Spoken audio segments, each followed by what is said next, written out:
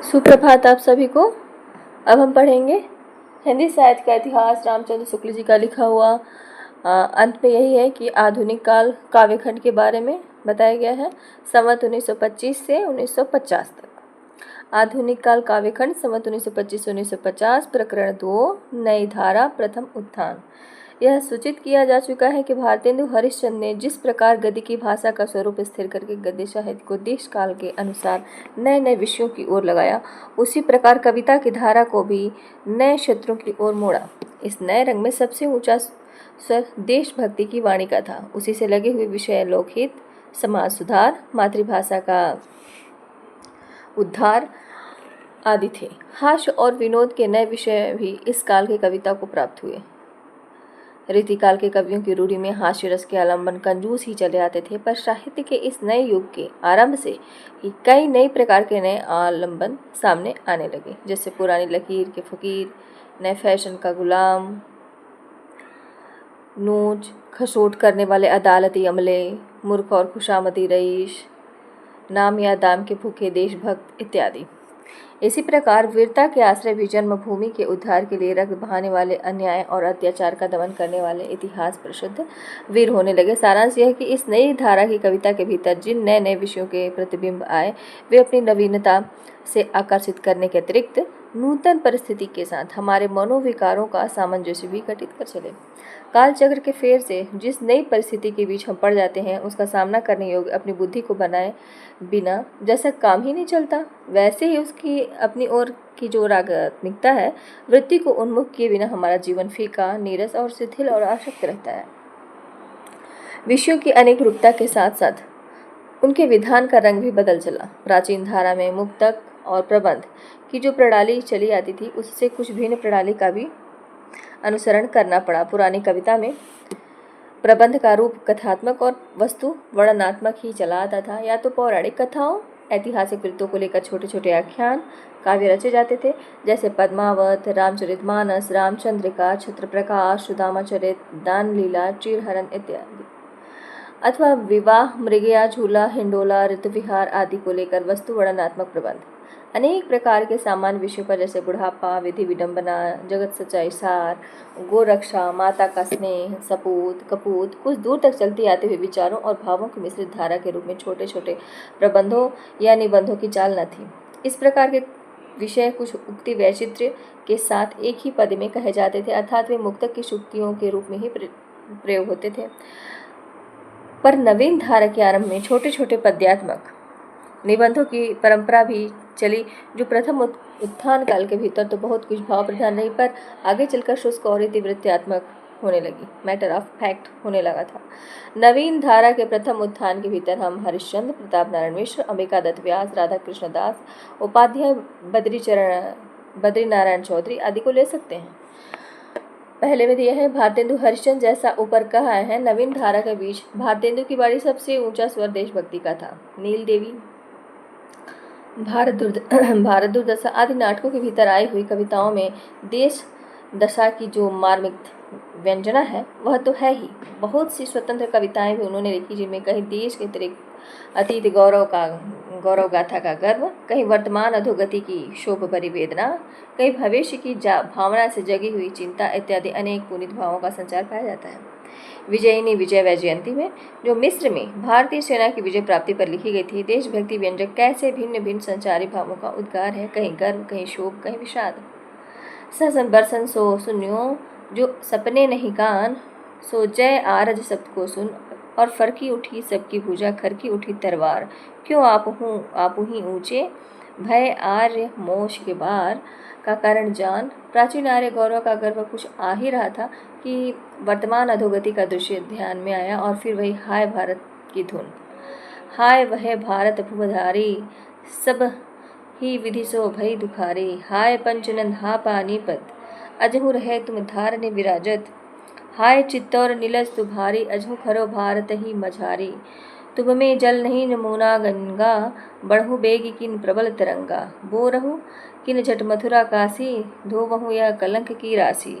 चित्तौर पानीपत इन नामों में ही हिंदू हृदय के लिए कितने भावों की व्यंजना भरी है, उसके लिए ये नाम ही काव्य है। नीलदेवी में कैसी करुण पुकार है। कहाँ करुणानिधि केशव सोए, जागत नहीं अनेक जतन करी भारतवासी रोए। यहाँ पर यह कह देना आवश्यक है कि भारतेंदु जी ने हिंदी काव्य को केवल नए नए विषयों की ओर ही उन्मुख किया, उसके भीतर किसी नवीन विधान या प्रणाली का सूत्रपात नहीं किया।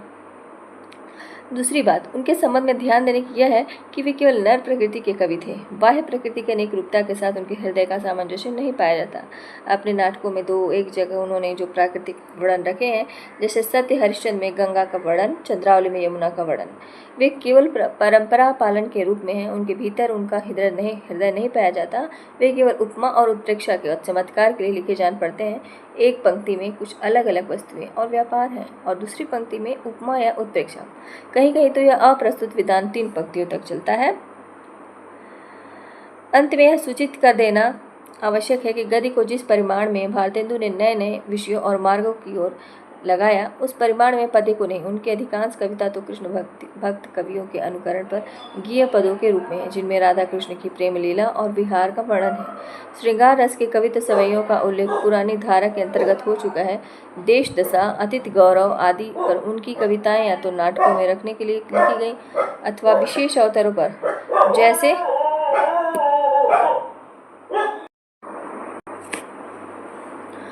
भारतेंदु ने नए नए विषयों और मार्गों की ओर लगाया, उस परिमाण में पद्य को नहीं। उनकी अधिकांश कविता तो कृष्ण भक्त कवियों के अनुकरण पर गीय पदों के रूप में है, जिनमें राधा कृष्ण की प्रेम लीला और विहार का वर्णन है। श्रृंगार रस के कवित्व सवैयों का उल्लेख पुरानी धारा के अंतर्गत हो चुका है। देश दशा, अतिथि गौरव आदि पर उनकी कविताएं या तो नाटकों में रखने के लिए लिखी गई अथवा विशेष अवसरों पर, जैसे प्रिंस ऑफ वेल्स, पीछे सम्राट सप्तम एडवर्ड का आगमन, मिस्र पर भारतीय सेना द्वारा ब्रिटिश सरकार की विजय पढ़ने के लिए। ऐसी रचनाओं में राजभक्ति और देशभक्ति का मेला आजकल के लोगों को कुछ विलक्षण लग सकता है। देश दशा पर 2 एक होली या वसंत आदि गाने की चीज़ें फुटकल भी मिलती हैं, पर उनकी कविताओं के विस्तृत संग्रह के भीतर आधुनिकता कम ही मिलेगी। गाने की चीज़ों में भारतेंदु ने कुछ लावनियाँ और ख्याल भी लिखे, जिनकी भाषा खड़ी बोली होती थी। हम पढ़ेंगे आगे पंडित प्रताप नारायण मिश्र जी के बारे में। पंडित प्रताप नारायण मिश्र, भारतेंदु जी स्वयं पद्यात्मक निबंधों की ओर प्रवृत्त नहीं हुए, पर उनके भक्त और अनुयायी पंडित प्रताप नारायण मिश्र इस ओर बढ़े। उन्होंने देश दशा पर आंसू बहाने के अतिरिक्त बुढ़ापा, गोरक्षा ऐसे विषय भी कविता के लिए चुने। ऐसी कविताओं में कुछ तो विचारणीय बातें हैं, कुछ भाव व्यंजना और विचित्र विनोद। उनके कुछ इतिवृत्तात्मक पद्य भी हैं, जिनमें शिक्षितों के बीच प्रचलित बातें साधारण भाषा के रूप में कही गई हैं। उदाहरण के लिए क्रंदन की ये पंक्तियाँ देखिए। तबहि लख्यो जह रहियो एक दिन कंचन बरसत, तह चौथाई जन रुखी रोटियों को तरसत। जहाँ कृषि वाणिज्य शिल्प सेवा सब माही, देश इनके हित कछु तत्व कहूँ कैसे हुनाही। कहिए कहाँ लगे नृपति दबे हैं जह रेन भारत, तह जिनकी धान कथा कौन जिगृही सधारन। इस प्रकार इतिवृत्तात्मक पद भारतेंदु ने भी कुछ लिखे हैं, जैसे अंग्रेज राज सुख साज सबे सब भारी, पै धान विदेश चली जात यह अति ख्वारी। मिश्र की विशेषता वास्तव में उनकी हास्य विनोदपूर्ण रचनाओं में ही दिखाई पड़ती है। हरगंगा, तृप्त्यंताम, बुढ़ापा इत्यादि कविताएं बड़ी विनोदपूर्ण और मनोरंजक हैं। हिंदी हिंदू हिंदुस्तान वाली हिंदी की हिमायत भी बहुत प्रसिद्ध हुई। उपाध्याय पंडित बद्री नारायण चौधरी, इन्होंने अधिकतर विशेष अवसरों पर, जैसे दादा भाई नौरोजी के पार्लियामेंट के मेंबर होने के अवसर पर, महारानी विक्टोरिया की हीरक जुबली के अवसर पर, नागरी की कचहरियों में प्रवेश पाने पर, प्रयाग के सनातन धर्म महासम्मेलन सम्मत 1963 के अवसर पर आनंद आदि प्रकट करने के लिए कविताएं लिखी हैं। भारतेंदु के समान नवीन विषयों के लिए ये भी प्रायः रोला छंद ही लेते थे। इनके छंद में यतिभंग प्रायः मिलता है। एक बार जब इस विषय पर मैंने इनसे बातचीत की, तब इन्होंने कहा, मैं यतिभंग को कोई दोष नहीं मानता, पढ़ने वाला ठीक चाहिए। देश की राजनीतिक परिस्थिति पर इनकी दृष्टि बराबर रहती थी। देश की दशा सुधारने के लिए जो राजनीतिक या धर्म संबंधी आंदोलन चलते रहे, उन्हें ये बड़ी उत्कंठा से परखा करते थे। जब कहीं कुछ सफलता दिखाई पड़ती, तब लेखों और कविताओं द्वारा हर्ष प्रकट करते, और जब बुरे लक्षण दिखाई देते, तब क्षोभ और खिन्नता। कांग्रेस के अधिवेशन में ये प्रायः जाया करते थे। हीरक जुबली आदि कविताओं की खुशामदी कविता न समझना चाहिए। उनमें ये देश दशा का सिंहावलोकन करते थे और मार्मिकता के साथ। विलायत में दादा भाई नौरोजी के काले खजाना पर इन्होंने कार्य शब्द को लेकर बड़ी सरल और शोभपूर्ण कविता लिखी थी। कुछ पंक्तियां हम लोग देखते हैं।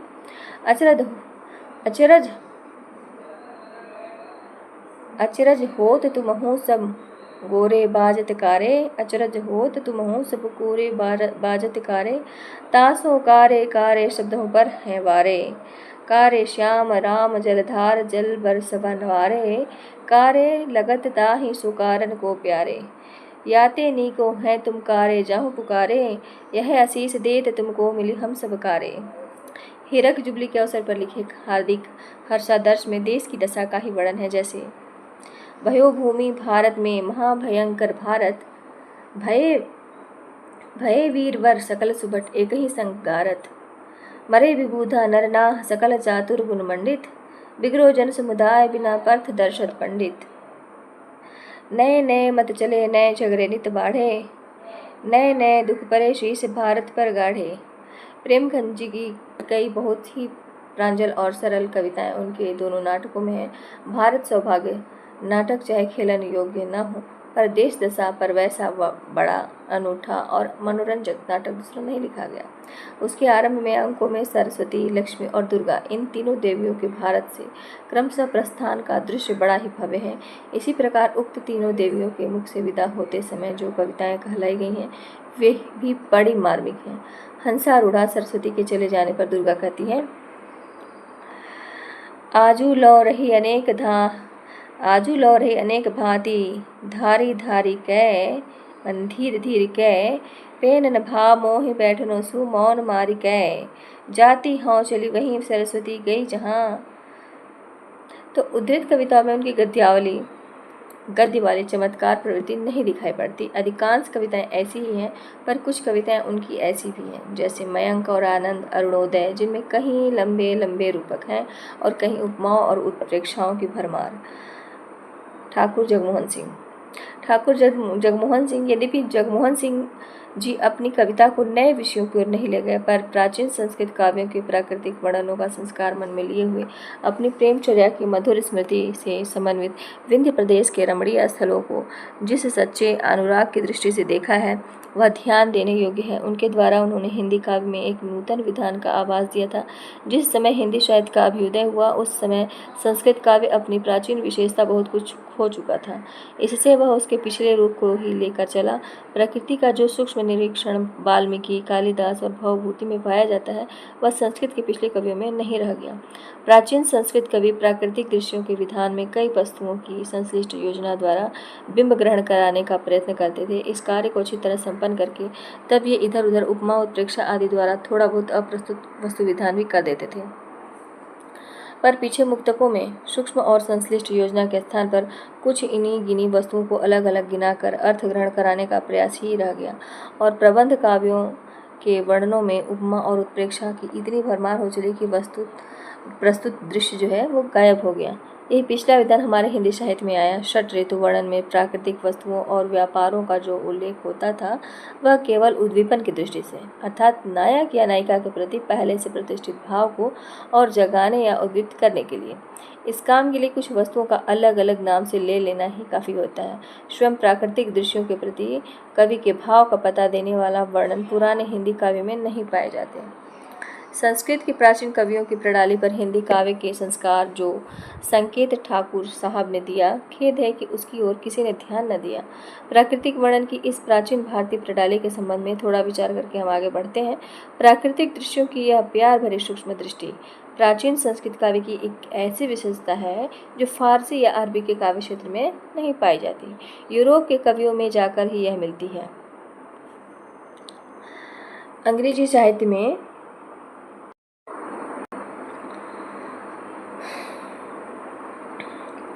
साहित्य में वर्ड्सवर्थ, शैली, मेरेडिथ आदि में उसी ढंग का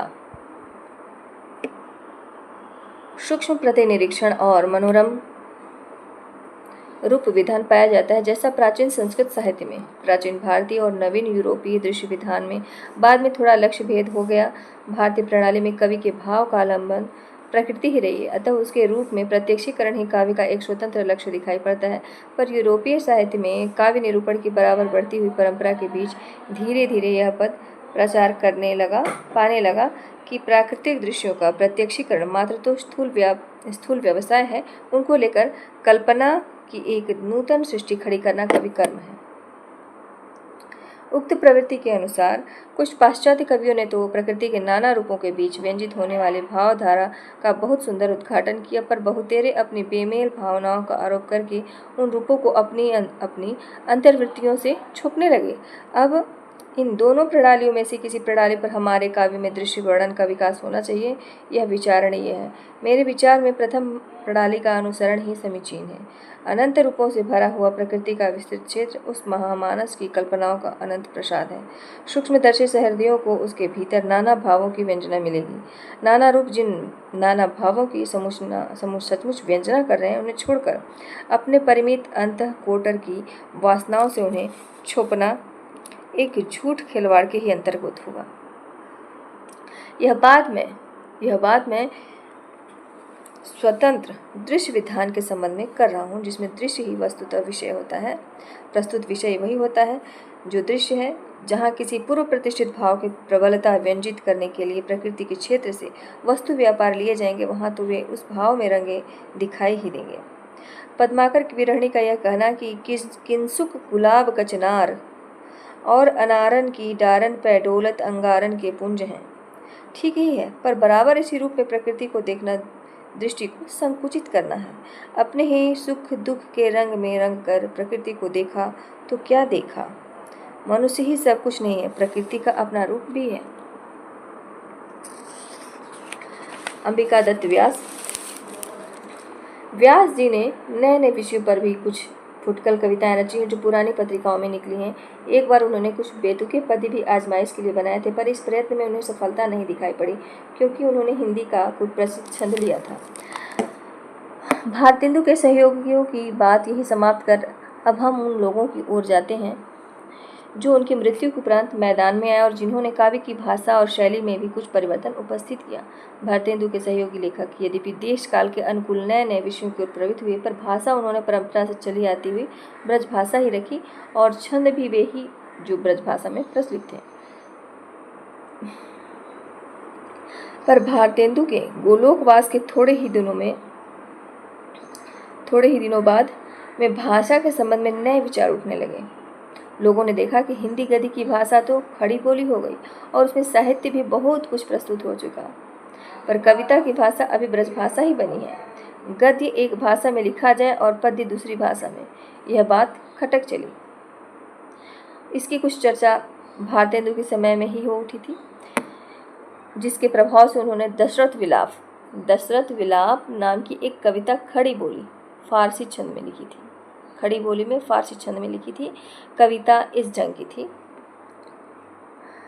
कहाँ हो ए हमारे राम प्यारे, कहाँ हो ए हमारे राम प्यारे, किधर तुम छोड़कर हमको सिधारे।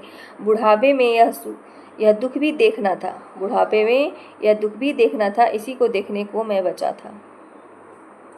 यह कविता राजा शिव प्रसाद को बहुत पसंद आई थी और उन्होंने अपने गुटका में दाखिल किया था। खड़ी बोली की पद्य रचना एकदम कोई नई बात न थी। नामदेव और कबीर की रचना में हम खड़ी बोली का पूरा स्वरूप दिखा आए हैं और यह सूचित कर चुके हैं कि उसका व्यवहार अधिकतर सधुक्कड़ी भाषा के भीतर हुआ करता था। शिष्ट साहित्य के भीतर परंपरागत काव्य भाषा का ही चलन रहा। इंसान ने अपनी रानी केतकी की कहानी में कुछ ठेठ खड़ी बोली के पद्य भी उर्दू छंदों में रखे। उस समय प्रसिद्ध कृष्ण भक्त नागरीदास हुए। नागरीदास तथा उनके पीछे होने वाले कुछ कृष्ण भक्तों के इश्क को फारसी पदावली और गजलबाजी का शौक दिखाई पड़ा। गजल की तरह से बोलना। नागरीदास के इश्क चमन का एक दोहा है, कोई न पहुँचा वहाँ आशिक नाम अनेक, इश्क चमन के बीच में आया मजनू एक।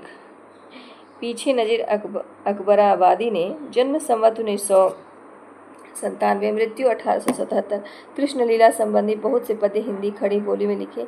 वे एक मनमौजी सूफी भक्त थे, संत थे। उनके पद्यों में नमूने देखते हैं हम लोग। यारो सुनो ये दधी के लुटैया का बालपन, और मधुपुरी नगर के बसैया का बालपन, मोहन स्वरूप नृत्य करैया का बालपन, बन बन में ग्वाल गाँव में चरया का बालपन। ऐसा था बांसुरी की बजैया का बालपन, क्या कहूँ मैं कृष्ण कन्हैया का बालपन। पर्दे में बालपन के ये उनके मिलाप थे, ज्योति स्वरूप कहे जिन्हें सो वो आप थे। वहाँ कृष्ण मदन मोहन ने जब सब ग्वालों से यह बात कही, और आप ही से झट गेंद उठा उस काले दह में फेंक दई। यह लीला है उस नंद ललन मनमोहन जसुमत छया की। रख ध्यान सुनो दंडवत करो, जय बोलो कृष्ण कन्हैया की। लखनऊ के शाह कुंदन लाल और फुंदन लाल ललित किशोरी और ललित माधुरी नाम से प्रसिद्ध कृष्ण भक्त हुए हैं, जिनकी रचना जो है संवत 1913 और 1930 के बीच समझना चाहिए। उन्होंने और कृष्ण भक्तों के सामने ब्रजभाषा के अनेक पद तो बनाए ही हैं, खड़ी बोली में कई झोलना छंद भी लिखे हैं, जैसे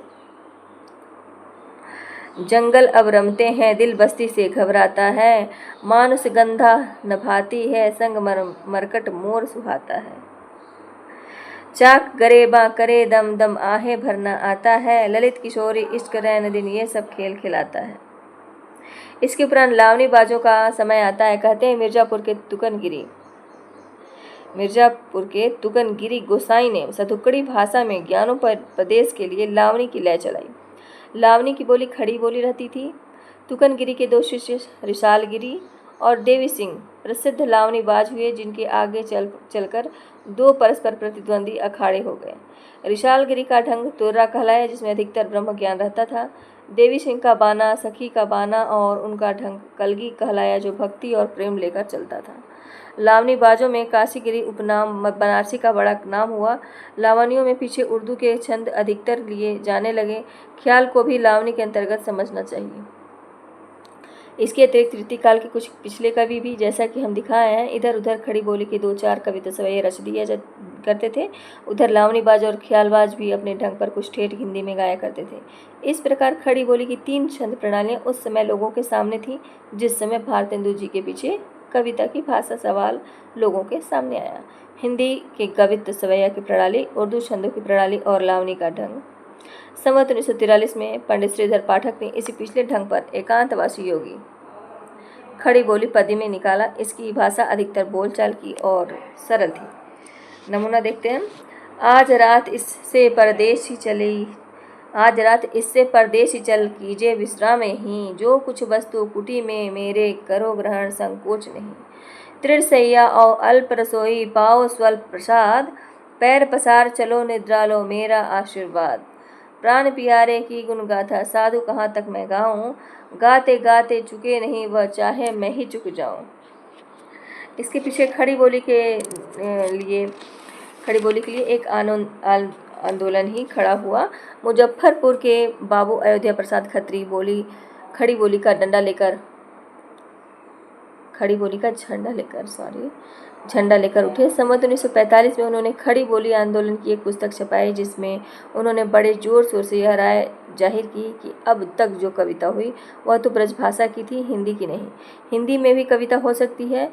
वे भाषा तत्व के जानकार न थे, उनकी समझ में खड़ी बोली ही हिंदी थी।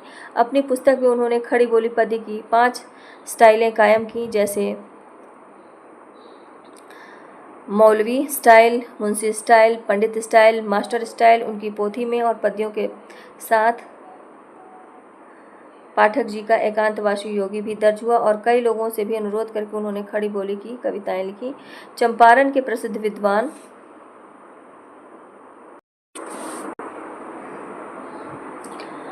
उनकी पोथी में और पद्यों के साथ पाठक जी का एकांतवासी योगी भी दर्ज हुआ और कई लोगों से भी अनुरोध करके उन्होंने खड़ी बोली की कविताएं लिखाई। चंपारण के प्रसिद्ध विद्वान और वैद्य पंडित चंद्रशेखर धार मिश्र, जो भारतेंदु जी के मित्रों में थे, संस्कृत के अतिरिक्त हिंदी में भी बड़ी सुंदर और आशु कविता करते थे। मैं समझता हूँ कि हिंदी साहित्य के आधुनिक काल में संस्कृत वृत्तियों में खड़ी बोली के कुछ पद्य पहले पाल मिश्र जी ने ही लिखे। बाबू अयोध्या प्रसाद जी ने उनके पास भी पहुंचे और कहने लगे, लोग कहते हैं कि खड़ी बोली में अच्छी कविता नहीं हो सकती, क्या आप भी यही कहते हैं? यदि नहीं तो मेरी सहायता कीजिए। उक्त पंडित जी ने कुछ कविता लिखकर उन्हें दी, जिसे उन्होंने अपनी पोथी में शामिल किया। इसी प्रकार खड़ी बोली के पक्ष में जो राय मिलती वह भी उसी पोथी में दर्ज होती जाती थी। धीरे धीरे एक बड़ा पोथा हो गया, जिसे बगल में दबाए वे जहाँ कहीं हिंदी के संबंध में सभा होती जा पहुँचते। यदि बोलने का अवसर न मिलता या कम मिलता तो वे बिगड़ कर चल देते थे। संदर्भ है, देखो, काव्य में प्राकृतिक दृश्य का निबंध है, मतलब ये एक तरह से। अब हम आगे पढ़ेंगे जो संवत 1950 से 1975 तक का ही है। अब आगे हम लोग पढ़ेंगे आधुनिक काल काव्यखंड 1950-1975 के लिए। प्रकरण नई धारा द्वितीय उत्थान, ये दूसरा उत्थान है मतलब, और सामान्य परिचय है फिर से इसमें। पंडित श्रीधर पाठक के एकांतवासी योगी का उल्लेख खड़ी बोली की कविता के आरंभ में प्रसंग में प्रथम उत्थान के अंतर्गत हो चुका है। उसकी सीधी सादी खड़ी बोली और जनता के बीच प्रचलित लय ही ध्यान देने योग्य नहीं है, किंतु उसकी कथा की सार्वभौम मार्मिकता भी ध्यान देने योग्य है। किसी के प्रेम में योगी होना और प्रकृति के निर्जन क्षेत्र में कुटी छाकर रहना एक ऐसी भावना है जो समान रूप में सब देशों के और सब श्रेणियों के स्त्री पुरुषों के मर्म का स्पर्श स्वभावतः करती आ रही है। सीधी सादी खड़ी बोली में अनुवाद करने के लिए ऐसी प्रेम कहानी चुनना जिसकी मार्मिकता अबड़ स्त्रियों तक के गीतों की मार्मिकता के मेल में हो। पंडितों की बंधी हुई जो रूढ़ी थी उसे बाहर निकलकर अनुभूति के स्वतंत्र क्षेत्र में आने की प्रवृत्ति का द्योतक है। भारतीय हृदय का सामान्य स्वरूप पहचानने के लिए पुराने प्रचलित ग्राम गीतों की ओर भी ध्यान देने की आवश्यकता है। केवल पंडितों द्वारा प्रवर्तित काव्य परंपरा का अनुशीलन ही अलम नहीं है। पंडितों की बंधी प्रणाली पर चलने वाली काव्यधारा के साथ साथ सामान्य अपढ़ जनता के लिए एक स्वच्छंद और प्राकृतिक भावधारा भी गीतों के रूप में चलती रहती है। ठीक उसी प्रकार जैसे बहुत काल से स्थिर चली आती हुई पंडितों की साहित्य भाषा के साथ साथ लोक भाषा की स्वाभाविक धारा भी बराबर चलती रहती है। जब पंडितों की काव्य भाषा स्थिर होकर उत्तरोत्तर आगे बढ़ती हुई लोक भाषा से दूर पड़ जाती है और जनता के हृदय पर प्रभाव डालने की उसकी शक्ति क्षीण होने लगती है, तब शिष्ट समुदाय लोक भाषा का सहारा लेकर अपनी काव्य परंपरा में नया जीवन डालता है। प्राकृत के पुराने रूपों से लदी अपभ्रंश जब लद्वण होने लगी तब शिष्ट काव्य प्रचलित देशी भाषाओं में शक्ति प्राप्त करके ही आगे बढ़ सका। यही प्राकृतिक नियम काव्य के स्वरूप के संबंध में भी अटल समझना चाहिए। जब जब शिष्टों का काव्य पंडितों द्वारा बंधाकर निश्चेष्ट और संकुचित होगा तब तब उसे सजीव और चेतन प्रसार देश की सामान्य जनता के बीच स्वच्छंद बहती हुई प्राकृतिक भावधारा से जीवन तत्व ग्रहण करने से भी प्राप्त होगा। यह भावधारा अपने साथ हमारे चिर परिचित पशु पक्षियों, पेड़ पौधों, जंगल मैदानों आदि को भी समेटे चलती है। देश के स्वरूप के साथ यह संबद्ध चलती है। एक गीत में कोई ग्राम वधु अपने वियोग काल की दीर्घता की व्यंजना अपने चिर परिचित प्रकृति व्यापार द्वारा इस भोले ढंग से करती है। जो नीम का प्यारा पौधा प्रिय अपने हाथ से द्वार पर लगा गया, वह बड़ा होकर फूला और उसके फूल झड़ भी गए पर प्रिय न आया। इस भावधारा की अभिव्यंजन प्रणालियाँ वही होती हैं जिन पर जनता का हृदय इस जीवन में अपने भाव स्वभाव तक ढालता आता है।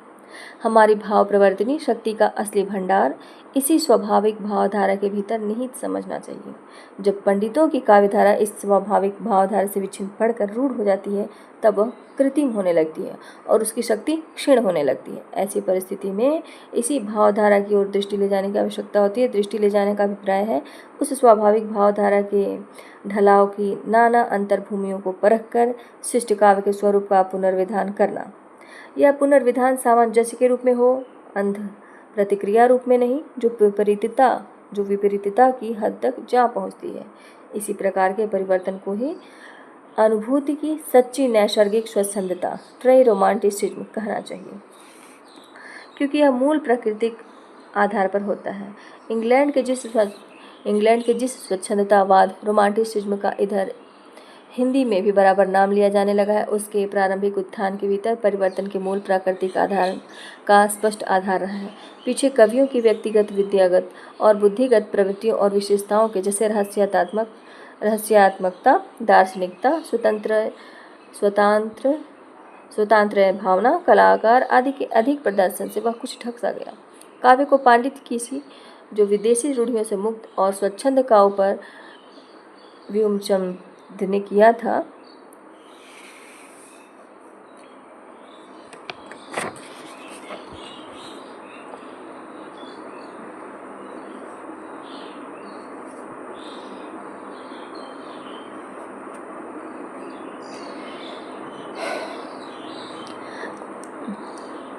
यह था वह स्वच्छंद होकर जनता के हृदय में संचरण करने की शक्ति वह कहाँ से प्राप्त करे। यह स्कॉटलैंड के एक किसानी झोपड़ी में रहने वाले कवि बर्न्स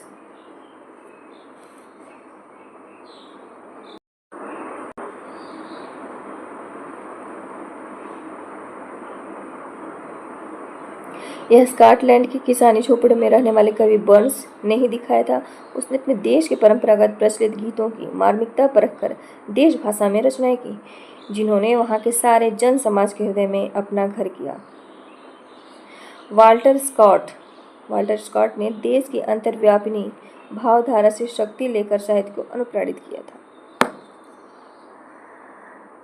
जिस परिस्थिति में अंग्रेजी साहित्य के स्वच्छंदतावाद का विकास हुआ, उसे भी यह देखकर समझ लेना चाहिए कि ऋतुकाल के अंत में या भारतेंदु काल के अंत में हिंदी काव्य की जो परिस्थिति थी, वह कहाँ तक इंग्लैंड की परिस्थिति के अनुरूप थी। सारे यूरोप में बहुत दिनों तक पंडितों और विद्वानों के लिखने पढ़ने की भाषा लैटिन, प्राचीन रोमियों की भाषा रही। फ्रांसीसियों के प्रभाव से इंग्लैंड की काव्य रचना भी लैटिन की प्राचीन रूढ़ियों में जकड़ी जाने लगी। उस भाषा के काव्यों की सारी पद्धतियों का अनुसरण होने लगा। बंधी हुई अलंकृत पदावली, वस्तुवर्णन की रूढ़ियाँ, छंदों की व्यवस्था सब ज्यों की त्यों रखी जाने लगी। इसी प्रकार अंग्रेजी काव्य विदेशी काव्य और साहित्य की रूढ़ियों से इतना आच्छन्न हो गया कि वह देश की परंपरागत स्वाभाविक भावधारा से विच्छिन्न सा हो गया। काउपर, कैव और बर्न्स ने काव्य धारा को साधारण जनता की नाद रुचि के अनुकूल नाना मधुर लयों तथा लोक हृदय के ढलाव की नाना मार्मिक अंतर्भूमियों में ढाला। अंग्रेजी साहित्य के भीतर काव्य का यह स्वच्छंद रूप पूर्व रूप में बहुत अलग दिखाई पड़ा। बात यह थी कि लैटिन, जिसके साहित्य का निर्माण बहुत कुछ यवनानी ढांचे पर हुआ था, इंग्लैंड के लिए दूर देश की भाषा थी, अतः उसका साहित्य भी वहाँ के निवासियों के अपने चिर संचित संस्कार और भाव व्यंजन पद्धति से दूर पड़ता था। पर हमारे साहित्य में रीतिकाल की जो रूढ़ियाँ हैं, वे किसी और देश की नहीं, उनका विकास इसी देश के साहित्य के भीतर संस्कृत में हुआ है। संस्कृत काव्य उसी के अनुकरण पर रचित प्राकृतिक अपभ्रंश काव्य भी हमारा ही पुराना काव्य है, पर पंडितों और विद्वानों द्वारा रूप ग्रहण करते रहने और कुछ बंध जाने के कारण जनसाधारण की भावमयी वाग्धारा से कुछ हटा सा लगता है। पर एक ही जाति के बीच आविर्भूत होने के कारण दोनों में कोई मौलिक पार्थक्य नहीं। अतः हमारे वर्तमान काव्य क्षेत्र में यदि अनुभूति की स्वच्छंदता की धारा प्रकृत पद्धति पर अर्थात परंपरा से चले आते हुए मौखिक गीतों के मर्म स्थल से शक्ति लेकर चलने पाती, तो वह अपनी ही काव्य परंपरा होती, अधिक सजीव और स्वच्छंद की हुई। रीतिकाल के भीतर हम दिखा चुके हैं कि किस प्रकार रसों और अलंकारों के उदाहरणों के रूप में रचना होने से, कुछ छंदों की परिपाटी बंधा जाने से हिंदी कविता जकड़ सी उठी थी। हरिश्चंद्र के सहयोगियों में काव्यधारा को नए नए विषयों की ओर मोड़ने की प्रवृत्ति दिखाई पड़ी, पर भाषा ब्रज ही रहने दी गई और पद्य के ढांचों, अभिव्यंजना के ढंग तथा प्रकृति के स्वनिरीक्षण आदि में स्वच्छंदता के दर्शन न हुए। इस प्रकार की स्वच्छंदता का आभास पहले पहल पंडित श्रीधर पाठक ने ही किया। उन्होंने प्रकृति के रूढ़िबद्ध रूपों तक ही न रहकर अपनी आंखों से भी उसके रूपों को देखा। गुणवंत हेमंत में वे गांव में उपजने वाली मूली, मटर ऐसी वस्तुओं को भी प्रेम से सामने लाए जो परंपरागत ऋतु वर्णनों के भीतर नहीं दिखाई पड़ती थी।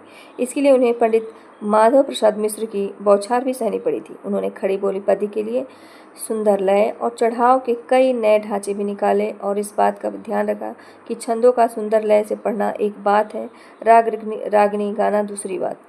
ख्याल या लावनी की लय पर जैसे एकांतवासी योगी लिखा गया है, वैसे ही सुथरे साइयों के सधुकड़ी ढंग पर जगत सच्चाई सार, जिसमें कहा गया कि जगत है सच्चा, तनिक न कच्चा, समझो बच्चा। इसका भेद स्वर्गीय वीणा में उन्होंने उस परोक्ष दिव्य संगीत की ओर रहस्यपूर्ण संकेत किया जिसके ताल सुर पर यह सारा विश्व नाच रहा है। इन सब बातों का विचार करने पर पंडित श्रीधर पाठक ही सच्चे स्वच्छंदतावाद, रोमांटिसिज्म के प्रवर्तक ठहरते हैं। खेद है कि सच्ची और स्वाभाविक स्वच्छंदता का यह मार्ग हमारे काव्य क्षेत्र के बीच चल न पाया। बात यह है कि उस समय पिछले संस्कृत काव्य के संस्कारों के साथ पंडित महावीर प्रसाद द्विवेदी हिंदी साहित्य क्षेत्र में आए, जिनका प्रभाव गद्य साहित्य और काव्य निर्माण दोनों पर बहुत व्यापक पड़ा। हिंदी में परंपरा से व्यवहत छंदों के स्थान पर संस्कृत के वृत्तों का चलन हुआ, जिसके कारण संस्कृत पदावली का समावेश बढ़ने लगा। भक्ति काल और रीतिकाल की परिपाटी के स्थान पर पिछले संस्कृत साहित्य की पद्धति की ओर लोगों का ध्यान बटा। द्विवेदी जी सरस्वती पत्रिका द्वारा बराबर कविता में बोलचाल की सीधी सादी भाषा का आग्रह करते रहे। जिससे इतिवृत्तात्मक मैटर ऑफ फैक्ट पद्यों का खड़ी बोली में ढेर लगने लगा। यह तो हुई द्वितीय उत्थान के भीतर की बात। आगे चलकर तृतीय उत्थान में उक्त परिस्थिति के कारण जो प्रतिक्रिया उत्पन्न हुई वह भी स्वाभाविक स्वच्छंदता की ओर न बढ़ने पाई। बीच में रविंद्र बाबू की गीतांजलि की धूम उठ जाने के कारण नवीनता प्रदर्शन के इच्छुक नए कवियों में से कुछ लोग तो बंग भाषा की रहस्यात्मक कविताओं की रूपरेखा लाने में लगे, कुछ लोग पाश्चात्य काव्य पद्धति को विश्व साहित्य का लक्षण समझ उसके अनुसरण में तत्पर हुए। परिणाम यह हुआ कि अपने यहाँ की रीतिकाल की रूढ़ियों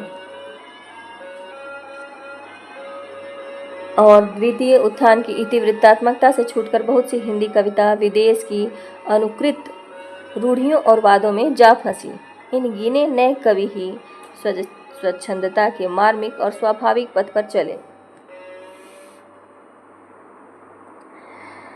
पंडित श्रीधर पाठक, एकांतवासी योगी के बहुत दिनों पीछे पंडित श्रीधर पाठक ने खड़ी बोली में और भी रचनाएं की। खड़ी बोली की इनकी दूसरी पुस्तक है श्रांत पथिक। एकांतवासी के बाद क्या लिखा इन्होंने खड़ी बोली में? श्रांत पथिक, गोल्ड स्मिथ के ट्रेवलर का अनुवाद निकली। इसके अतिरिक्त खड़ी बोली में फुटकल कविताएं भी पाठक जी ने बहुत लिखी। मन की मौज के अनुसार कभी कभी ये एक ही विषय के वर्णन में दोनों बोलियों के पद्य रख देते थे। खड़ी बोली और ब्रजभाषा दोनों में ये बराबर कविता करते थे। उजड़ ग्राम, डेजर्टेड विलेज, इन्होंने ब्रजभाषा में ही लिखा। उजड़ ग्राम क्या लिखा इन्होंने? ब्रजभाषा में ही लिखा। अंग्रेजी और संस्कृत दोनों के काव्य साहित्य का अच्छा परिचय रखने के कारण हिंदी कवियों में पाठक जी की रुचि बहुत ही परिष्कृत थी। शब्द शोधन में तो पाठक जी अद्वितीय थे। जैसी चलती और रसीली इनकी ब्रजभाषा होती थी, वैसा ही कोमल और मधुर संस्कृत पद विन्यास भी। ये वास्तव में एक बड़े प्रतिभाशाली, भावुक और सुरुचि संपन्न कवि थे। भद्दापन इनमें न था, न रूप रंग में, न भाषा में, न भाव में, न चाल में, न भाषण में। इनकी प्रतिभा जो है, इनकी प्रतिभा बराबर रचना के नए नए मार्ग भी निकाला करती थी। छद पद विन्यास, वाक्य विन्यास आदि संबंध में नई नई बंदिशें इन्हें खूब सुझा करती थी। अपनी रुचि के अनुसार कई नए ढांचे के छंद इन्होंने निकाले जो पढ़ने में बहुत ही मधुर लय पर चलते थे। छंद देखिए। नानक कृपान निज पान लिए, वपु नील वसन परिधान किए। गंभीर घोर अभिमान हिए, जा छकी पारिजात मधुपान किए। छिन छिन पर जोर मरोर दिखावत, पल पल पर आकृति कोर झुकावत। यह मोर नचावत शोर मचावत, श्वेत श्वेत बगपाती उड़ावत। नंदन प्रसून मकरंद बिंदु में श्रित समीर बिनु धीर चलावत। अंत्यानुप्रास रहित बेठिकाने समाप्त होने वाले जो गद्य हैं उससे लंबे वाक्यों के छंद भी जैसे अंग्रेजी में होते हैं इन्होंने लिखे हैं। सांध्य अटन का यह छंद देखिए।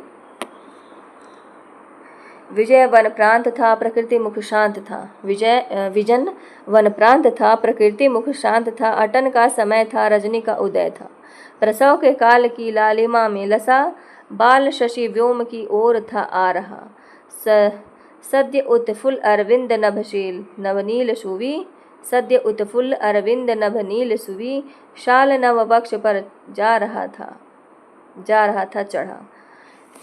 विश्व संचालक परोक्ष संगीत ध्वनि की ओर रहस्यपूर्ण संकेत स्वर्गीय वीणा की इन पंक्तियों में देखिए। कहीं पे स्वर्गीय कोई बाला सुमंजू वीणा बजा रही है, सुरों के संगीत किसी कैसी सुरीली गुंजार आ रही है। कोई पुरंदर की किंकरी है कि या किसी सुंदर की सुंदरी है, वियोग तप्ता सी भोग मुक्ता हृदय के उद्गार गा रही है। कभी नई तान प्रेम में कभी प्रकोपन कभी विनय है, कभी नई तान प्रेम में कभी प्रकोपन कभी विनय है।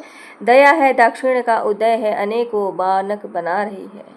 भरे गगन में जितने तारे हुए बदमस्त गत पैसारे, समस्त ब्रह्मांड भर को मानो उंगलियों पर नचा रही है। यह कहा है खड़ी बोली की पहली पुस्तक एकांतवासी योगी।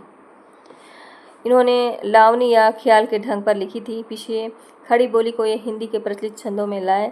श्रांत पथिक की रचना इन्होंने रोला छंद में की। इसके आगे ही भी ये बढ़े और यह दिखा दिया कि सवैये में भी खड़ी बोली कैसी मधुरता के साथ ढल सकती है। इस भारत में वन पावन तू ही तपस्वियों का तप आश्रम था। जगत्व की खोज में लग्न जहाँ ऋषियों ने अभंग किया श्रम था। तब प्राकृत विश्व का विभ्रम और था सात्विक जीवन का क्रम था। महिमा वनवास की थी तब और प्रभाव पवित्र अनुपम था। पाठक जी कविता के लिए हर एक विषय ले लेते थे। समाज सुधारक के वे बड़े आकांक्षी थे। इससे विधवाओं की वेदना, शिक्षा प्रसार, ऐसे ऐसे विषय भी उनकी कलम के नीचे आया करते थे। विषयों को काव्य का पूरा पूरा स्वरूप देने में चाहे वो सफल न हुए हों, अभिव्यंजना के वाक्य वैचित्र्य की ओर उनका ध्यान चाहे न रहा हो, गंभीर नूतन विचारधारा चाहे उनकी कविताओं के भीतर कम मिलती हो, पर उनकी वाणी में कुछ ऐसा प्रसाद था कि जो बात उसके द्वारा प्रकट की जाती थी उसमें सरसता आ जाती थी। अपने समय के कवियों में प्रकृति का वर्णन पाठक जी ने सबसे अधिक किया। इससे हिंदी प्रेमियों में वे प्रकृति के उपासक कहे जाते थे। यहाँ यह कह देना आवश्यक है कि उनकी यह उपासना प्रकृति के उन्हीं रूपों तक परिमित थी जो मनुष्य को सुखदायक और आनंदप्रद होते थे या जो भव्य और सुंदर होते थे। प्रकृति के सीधे सादे नित्य आंखों के सामने आने वाले देश के परंपरागत जीवन से संबंध रखने वाले दृश्यों की मधुरता की ओर उनकी दृष्टि कम रहती। पंडित श्रीधर पाठक का जन्म संवत 1916 में और मृत्यु संवत 1985 में हुई। 1916 से 1985। पंडित अयोध्या सिंह जी उपाध्याय हरिऔध भारतेंदु के बाद और द्वितीय उत्थान के पहले ही हिंदी के लब्ध प्रतिष्ठित कवि पंडित अयोध्या सिंह उपाध्याय हरिऔध नए विषयों के चल पड़े थे। खड़ी बोली के लिए उन्होंने पहले उर्दू के छंदों और ठेठ बोली को ही उपयुक्त समझा, क्योंकि उर्दू के छंदों में खड़ी बोली अच्छी तरह मज चुकी थी। संवत 1957 के पहले ही वे बहुत सी फुटकल रचनाएं इस उर्दू ढंग पर कर चुके थे। नागरिक प्रचारणी सभा के गृह प्रवेशों के समय संवत 1957 में उन्होंने जो कविता पढ़ी थी उसके ये चरण मुझे अब तक याद हैं। 4 डग हमने भरे तो क्या किया, है पड़ा मैदान कोसों का अभी, मौलवी ऐसा न होगा एक भी, खूब उर्दू जो न होवे जानता। इसके उपरांत तो वे बराबर इसी ढंग की कविता करते रहे। जो पंडित महावीर प्रसाद द्विवेदी के प्रभाव से खड़ी बोली ने संस्कृत छंदों और संस्कृत समस्त पदावली का सहारा लिया, तब उपाध्याय जी जो गद्य में अपनी भाषा संबंधी निपटुता से 2 हदों पर पहुंचाकर दिखा चुके थे, उस शैली की ओर भी बढ़े। संवत 1971 में इन्होंने अपना प्रिय प्रवास नामक बहुत बड़ा काव्य प्रकाशित किया।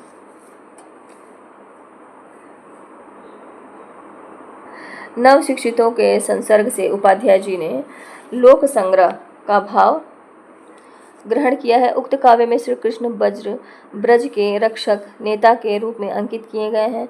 खड़ी बोली में इतना बड़ा काव्य अभी तक नहीं मिला है। बड़ी भारी विशेषता इस काव्य की यह है कि यह सारा संस्कृत के वर्णवृत्तों में है, जिसमें अधिक परिमाण में रचना करना कठिन काम है। उपाध्याय जी का संस्कृत पद विन्यास अनेक उपसर्गों से लदा तथा मंजू, मंजूल, पेशल आदि से बीच बीच में जटिल अर्थात चुना हुआ होता है।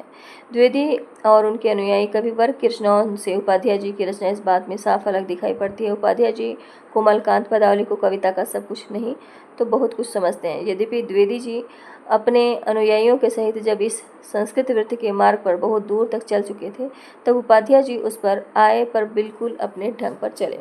किसी प्रकार की रचना को हद पर, चाहे उस हद तक जाना अधिकतर लोगों को इष्ट न हो, पहुंचाकर दिखाने की प्रवृत्ति के अनुसार उपाध्याय जी ने अपने इस काव्य में कई जगह संस्कृत शब्दों की ऐसी लंबी लड़ी बांधी है कि हिंदी को है, था, किया, दिया ऐसी 2 एक क्रियाओं के भीतर ही सिमट कर रह जाना पड़ा है। पर सर्वत्र यह बात नहीं है। अधिकतर पदों में बड़े ढंग से हिंदी अपनी चाल पर चलती दिखाई पड़ती है। यह काव्य अधिकतर भाव व्यंजनात्मक और वर्णनात्मक है। कृष्ण के चले जाने पर ब्रज की दशा का वर्णन बहुत अच्छा है।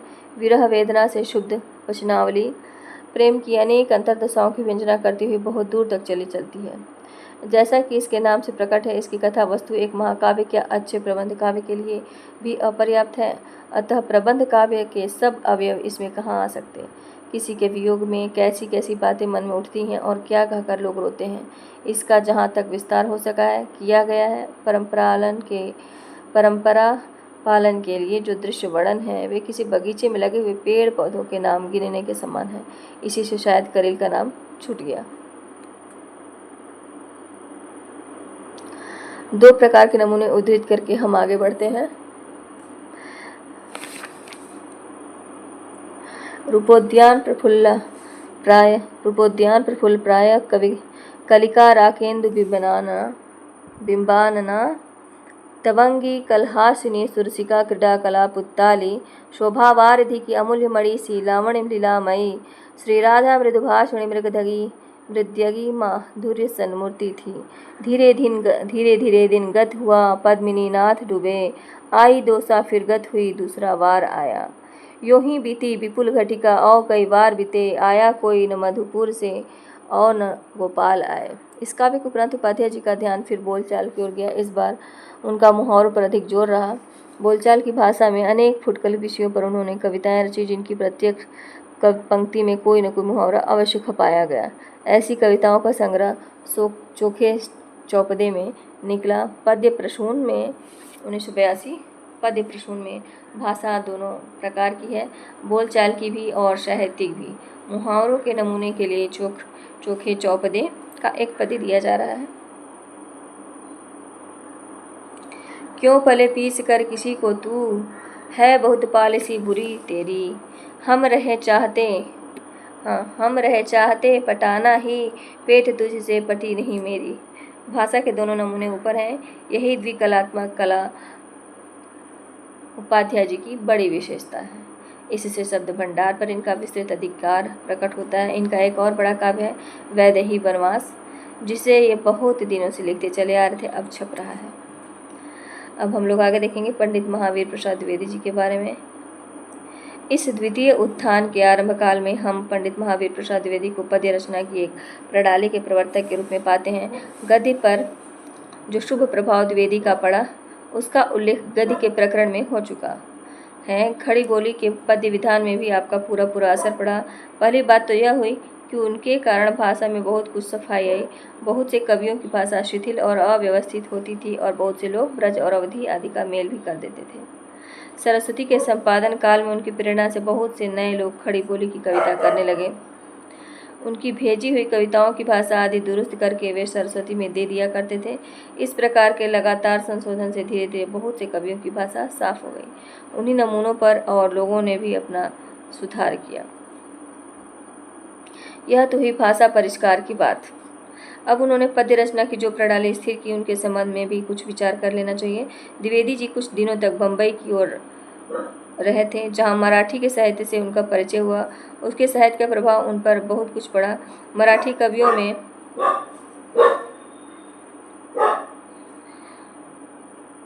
कवियों में अधिकतर संस्कृत के वृत्तों का व्यवहार होता है। पद विन्यास भी प्रायः गद्य का सा रहता है। बंग भाषा किसी कोमलकांत पदावली उसमें नहीं पाई जाती।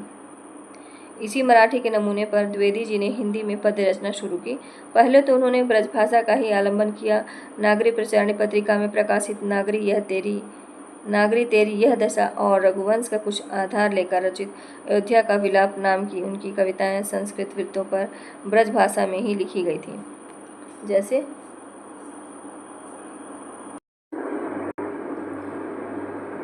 मराठी का संस्कार तो था ही, पीछे जान पड़ता उनके मन में।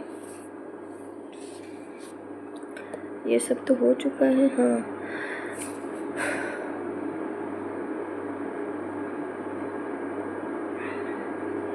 सुरम्य रूपे रसराज सिरंजिते, विचित्र वर्णा भरने कहाँ गई, कविंद्र कांते कविते अहो कहाँ, मांगल्य मूल मैं वारिद। सुरम्य रूपे रसराज रंजिते, विचित्र वर्णा भरने कहाँ गई, वलौकिकानंद विधायनी महाकवि कविंद्र कांते कविते अहो कहाँ, मांगल्य मूल मैं वारिद वारिद वृष्टि। पर उनका जोर इस बात पर रहता था कि कविता बोलचाल की भाषा में होनी चाहिए। बोलचाल से उनका मतलब ठेठ या हिंदुस्तानी का नहीं रहता था, गद्य की व्यवहारिक भाषा का रहता था। परिणाम यह हुआ कि उनकी भाषा बहुत अधिक गद्यवत हो गई। पर जैसा गोस्वामी तुलसीदास ने कहा है, गिरा अर्थ जल बीच सम, कहियत भिन्न न भिन्न। भाषा से विचार अलग नहीं रह सकता। उनकी अधिकतर कविताएं इतिवृत्तात्मक हुई। उनमें वह लाक्षणिकता, वह चित्रमय भावना और वह वक्रता बहुत कम आ पाई, जो रस संचार की गति को तीव्र और मन को आकर्षित करती है। यथा सर्वथा तथैव, ऐसे शब्दों का प्रयोग उनकी भाषा को और भी अधिक गद्य का स्वरूप दे दिया है। यद्यपि उन्होंने संस्कृत वृत्तों का व्यवहार अधिक किया है, पर हिंदी के कुछ चलते छंदों में भी उन्होंने बहुत सी कविताएं जैसे विधि विडंबना रची हैं, जिनमें संस्कृत शब्दों का प्रयोग भी कम है। अपना कुमार संभव सार उन्होंने इसी ढंग पर लिखा है। कुमार संभव का यह अनुवाद बहुत ही उत्तम हुआ है। इसमें कुलमूल के भाव लाने के प्रयत्न में भाषा में प्रायः जटिलता आ जाया करती है, पर इसमें यह बात जरा भी नहीं है। ऐसा साफ सुथरा अनुवाद में जो मैंने देखा पंडित केशव प्रसाद मिश्र का मेघदूत है। द्विवेदी जी की रचनाओं के 2 नमूने लेकर हम आगे बढ़ते हैं। आरोग्य युक्त बलयुक्त सुपुष्ट गात, ऐसा जहाँ युवक एक न दृष्टि याता, सारी प्रजा निपढ़ दीन दुखी जहाँ है, कर्तव्य क्या न कुछ भी तुझको वहाँ है। इंद्रासन के इच्छुक किसने करके तप अतिशय भारी, की उत्पन्न असूया तुझमें, मुझसे कहो कथा सारी। मेरा यह अनिवार्य शरासन 5 कुसुम सायक धारी, अभी बना लेवे तत्क्षण ही उसको निज आज्ञाकारी। द्विवेदी जी की कविताओं का संग्रह काव्य मंजूषा नामक की पुस्तक में हुआ है। कविताओं का संग्रह किसमें हुआ है? काव्य मंजूषा नामक की पुस्तक में हुआ है। उनकी कविताओं के दूसरे संग्रह का नाम सुमन है। द्विवेदी जी के प्रभाव और प्रोत्साहन से हिंदी के कई अच्छे कवि निकले, जिनमें बाबू मैथिली शरण गुप्त, पंडित रामचरित उपाध्याय और लोचन प्रसाद पांडे मुख्य हैं। आगे देखेंगे बाबू मैथिली शरण गुप्त के बारे में। सरस्वती का संपादन द्विवेदी जी के हाथ में आने के प्रायः 3 वर्ष बाद 1963 में बाबू मैथिली शरण गुप्त की खड़ी बोली की कविताएं उक्त पत्रिका में निकलने लगी और उनके संपादन काल तक बराबर निकलती रही। संवत 1966 में उनका रंग में भंग नामक एक छोटा सा प्रबंध काव्य प्रकाशित हुआ। कौन सा? 1966 में। संवत 1966 में उनका रंग में भंग नामक एक छोटा सा प्रबंध काव्य प्रकाशित हुआ, जिनकी रचना चित्तौड़ और बूंदी के राजघरानों से संबंध रखने वाली राजपूती आन की एक कथा को लेकर हुई थी। तब से गुप्त जी का ध्यान प्रबंध काव्य की ओर बराबर बना रहा और वे बीच बीच में छोटे या बड़े प्रबंध काव्य लिखते रहे। गुप्त जी की ओर पहले हिंदी प्रेमियों का सबसे अधिक ध्यान खींचने वाली उनकी भारत भारती निकली। इसमें मुसद्दश हाली के ढंग पर भारतीयों की या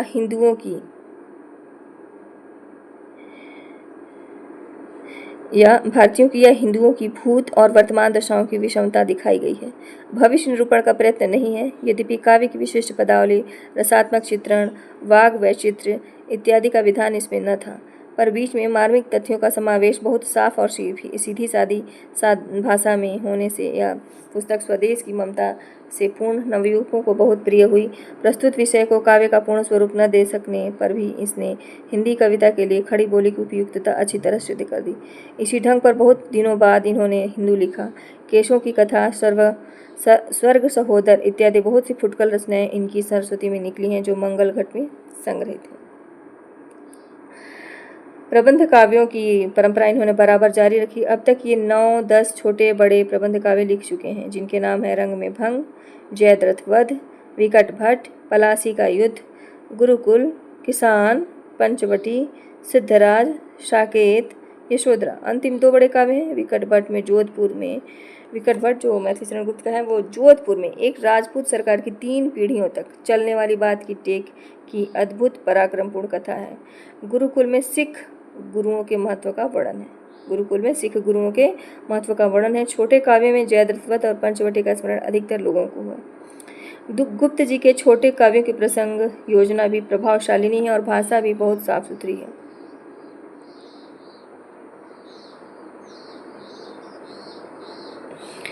यद्यपि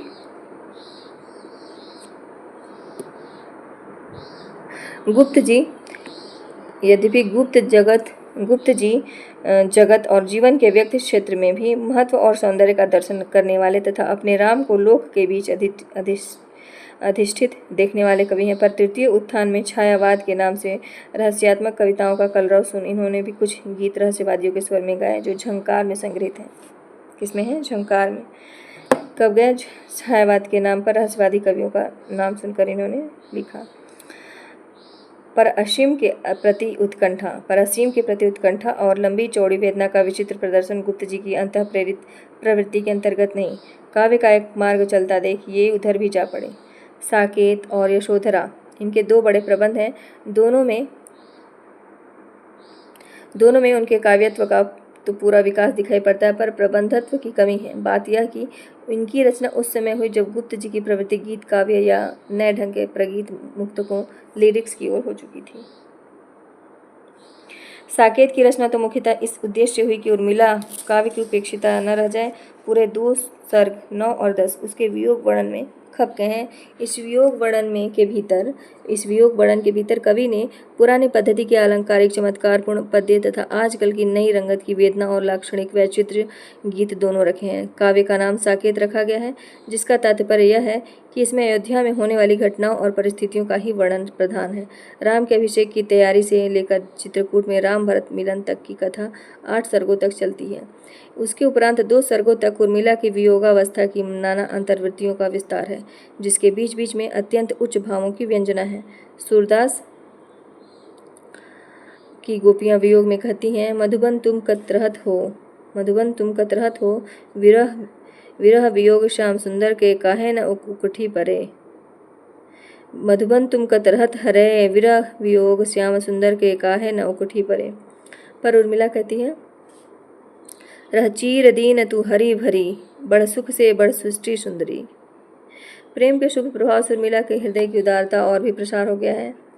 वियोग की दशा में प्रिय लक्ष्मण के गौरव की भावना उसे संभाले हुए है। उन्माद की अवस्था में जब लक्ष्मण उसे सामने खड़े जान पड़ते हैं, तब उस भावना को गहरा आघात पहुंचता है और व्याकुल होकर कहने लगती है, प्रभु नहीं फिरे क्या तुम ही फिरे, हम गिरे अहो तो गिरे गिरे।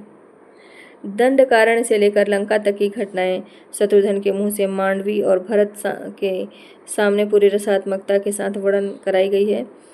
रामायण के भिन्न भिन्न पात्रों के परंपरा से प्रतिष्ठित स्वरूपों को विकृत न करके उनके भीतर ही आधुनिक आंदोलनों की भावनाएं, जैसे किसानों और श्रमजीवियों के साथ सहानुभूति, युद्ध प्रथा की मीमांसा, राज व्यवस्था में प्रजा का अधिकार और सत्याग्रह, मनुष्यत्व कौशल के साथ झलकाई गई है। किसी पौराणिक या ऐतिहासिक पात्र के परंपरा से प्रतिष्ठित स्वरूप को मनमाने ढंग पर विकृत करना हम भारी अनाड़ीपन समझते हैं।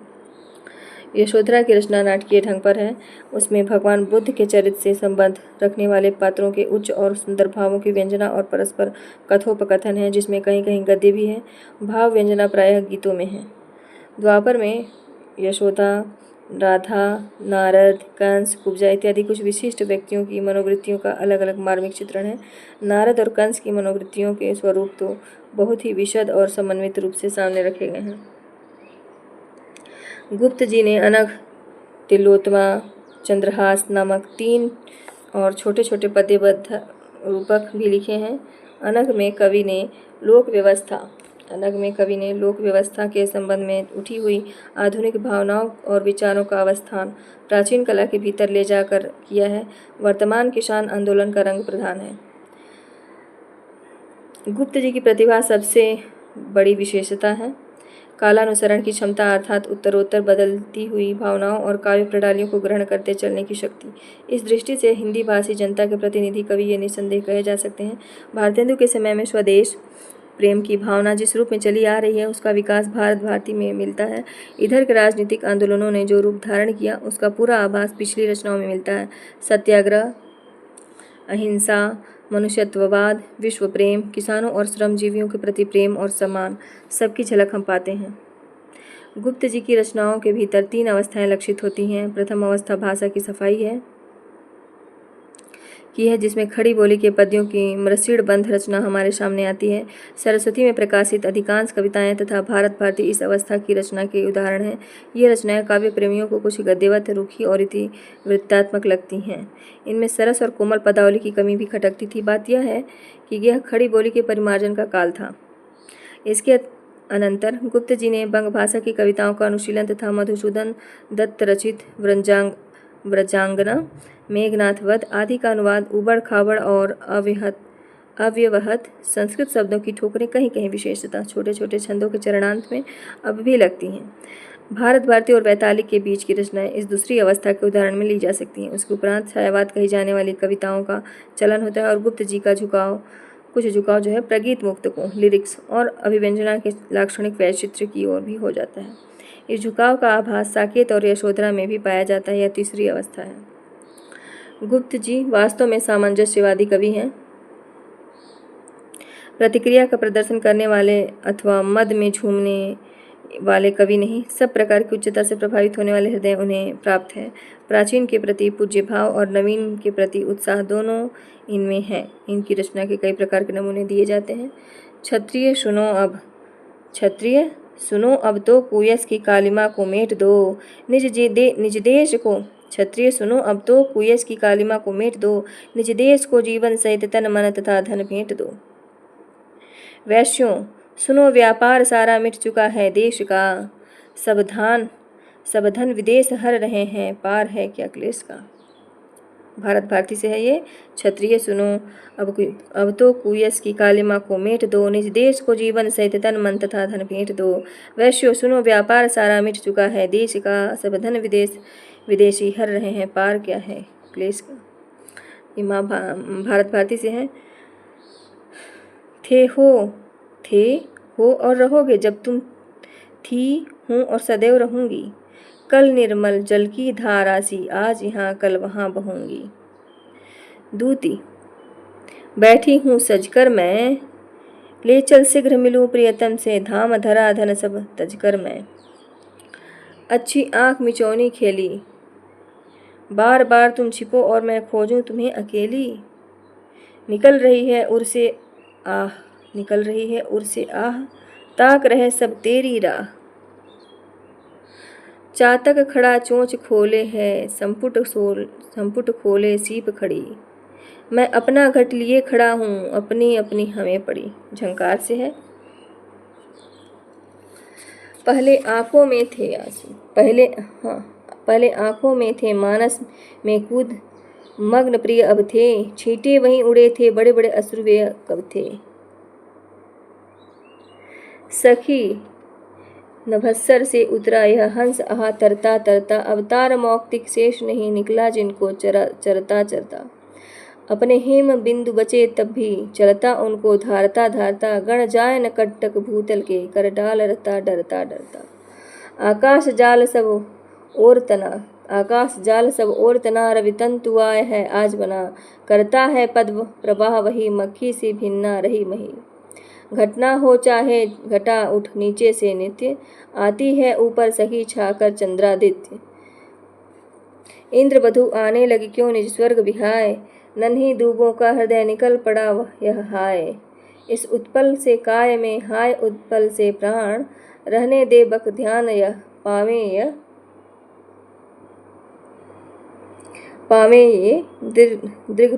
दृग्त्राण। वेद ने तू भी बलि बनी, मतलब ये ऊपर का क्या है, रहने दे बक ध्यान या पावे ये दृग्त्राण। वेद ने तू भी बलि बनी, पाई मैंने आज तुझे में अपनी चाह घनी। अरि वियोग समाधि अनोखी तू क्या ठीक ठनी, अपने को प्रिय को जगती को देखूं खींच तनी। हाँ मेरे कुंजों का कूजन रोकर निराश होकर सोया, वह चंद्रोदय उसको उड़ा रहा धवल बसंत सा धोया।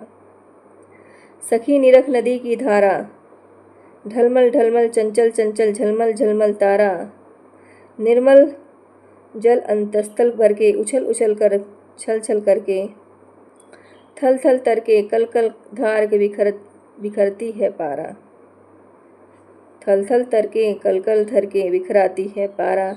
ओ मेरे मानस के हास खिल सहस्र दल सरस सुवास, सजनी रोता है मेरा गान, प्रिय तक नहीं पहुँच पाती उसकी कोई तान। बस इसी प्रिय कानन कुंज में मिलन भाषण के स्मृति पुंज में, अभय छोड़ मुझे तुम दीजियो, हसन रोजन से न पसीजियो। साकेत से है ये लिया गया। इसमें से क्वेश्चन आ सकता है। अब हम आगे पढ़ेंगे नेक्स्ट वीडियो में पंडित रामचरित उपाध्याय। तब तक के लिए धन्यवाद। आप लोग इसे सुन सकते हैं।